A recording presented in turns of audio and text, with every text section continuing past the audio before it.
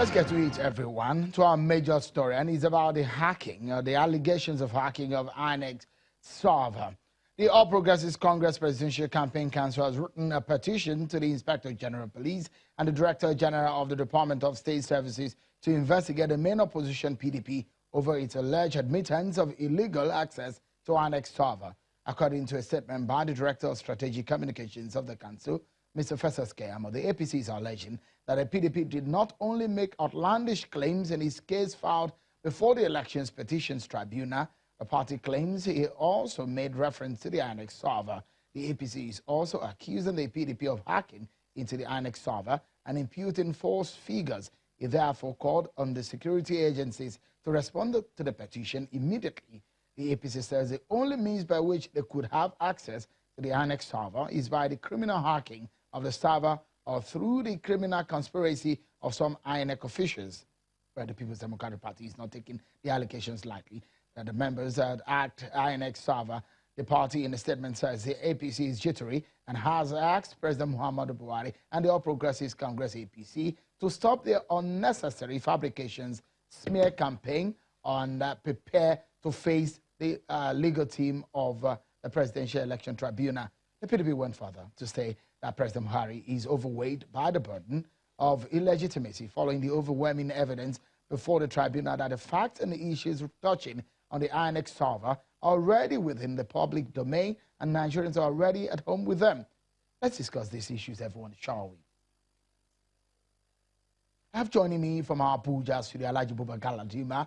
He's a spokesperson of the PDP Presidential Campaign Council, and here in Lagos, he's a lawyer, Mr. Uche Onu. Thank you so much for coming. Thank you very much, for having me. I guess we should begin the conversation with Alhaji Galadima from our Abuja studio. Alhaji Galadima, glad to see you. Your party says that you obviously led the APC candidate and the president by an over 1 million margin. Where did you get the evidence from? Oh, you're asking me where we got the evidence from? Is that? Yes. Hello? Yes, absolutely. I'm asking that, how did you get the fact that you led the election? Because what INEC gave was that you lost the election, but your party says, from the evidence that you have, that you led the election by over 1 million votes. Of course we did. INEC said what they wanted to say. And in a democratic setting, we also have the right to disagree with the INEC and produce evidence as to what had happened. And it is part of our secret that when we reach the courtroom, we would show the world, not only Nigerians, that the elections were fraudulent, and the announcement by INEC that Muhammadu Buhari won the presidential election is not only false, fraudulent, but criminal. Records available to us, and from what we have gathered from the field and other sources, our candidate Alhaji Atiku Abubakar was the one that had overwhelmingly won the confidence and the votes of Nigerians to become the president of Nigeria. And that would not be in dispute when we reach the courtroom. They shouldn't be jittery because they know that they did not perform. They knew that they did not win the elections. So they are resorting to blackmail and calling names. Do you find it criminal that if, as purported and as claimed publicly by a member of your party, that you have access to the back end of INEC's database? Do you find that criminal? Sheun, hello? Go ahead, Sheun. please. Go ahead, please. I hope the lawyer beside you and the lawyers elsewhere across the country know that the server is a public document which everybody can have an access to through normal procedure. And when we allege that we won the election and produce figures, we will subpoena INEC to bring evidence that the votes scored by Muhammadu Buhari were genuine votes. If they fail to do that, we will produce our evidence, and that in law becomes a primary exhibit that is admissible and acceptable to the courts, because this is what the Evidence Act in Nigeria says and will be enforced. That is because they are afraid they didn't win any election. That is why they had to refuse to sign the Electoral Act, because they know what they were going to do. That is why they had to sack the Chief Justice of Nigeria on frivolous grounds. Now that their own appointees were petitioned with the EFCC, they refused to take action because they want to use those guys or hold them by the buttocks, and they subvert justice. So we are not afraid.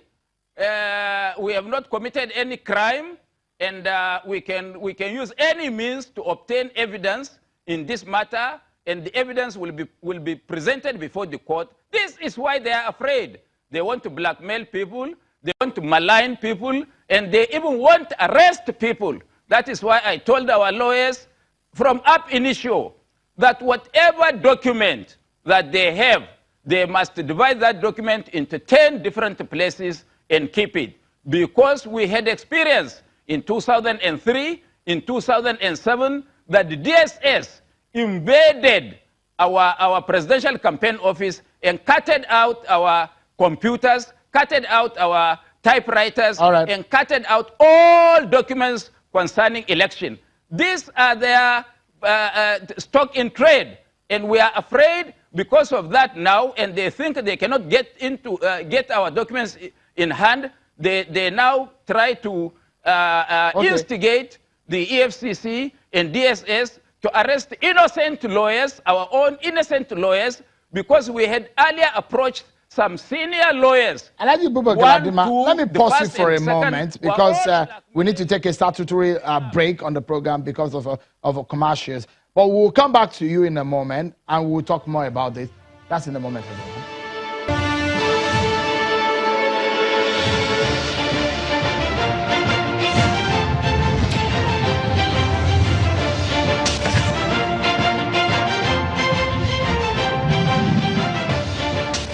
Thank you so much, everyone, for staying with us on the program. So the PDP is saying they have a watertight evidence against the APC that the 2019 presidential election was rigged. And they say they have evidence. But the APC had petitioned the party to say that the party says it has claimed that it has access to the back end, the database of INEC, the server of INEC, where all of the data of the election went into.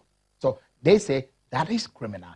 Galadima is a spokesperson of the PDP Presidential Campaign Organization. He's been speaking to us from our Abuja studio, and I have Mr. Uche Onu also. Have friends in the APC, and there's a lawyer. Let me get your reaction quickly, Mr. Onu.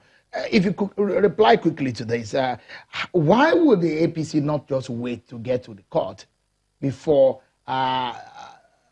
bringing up these allegations of hacking and all of that at a point like this, instead of petitioning? Because the claims will be you have police, you have the DSS at your disposal, and you want to use it to witch hunt or intimidate the opposition ahead of the tribunal. Thank you very much, Michelle, for that interesting question. You have introduced me by my training and background as a lawyer. We don't, it's not in our character to discuss matters that are in court. What they have done, PDP, by feeling that the election was not proper, and they have gone on an election petition, they are right. That is their legal right. So it's not for anybody to question. But the issue that has brought here, or issue that for determination, is on the basis of the petition that was written by the campaign, team spokesman of President Buhari, that's Festus Keyamo, learned senior advocate, alleging, in fact, he used the word that some criminal-minded PDP operatives have hacked, the INEC server by manipulating figures And he hinged his argument on the fact that shortly after the postponement of that election, that some figures started flying in INEC, server, allotting figures of how and how, a particular candidate, that's Atiku Abubakar, has won the election when the election has not taken place. And from the figure we have, a figure of 18,356,732 was allotted to Atiku. Then 16,741,730 was allotted to that out of 35 states and FCT.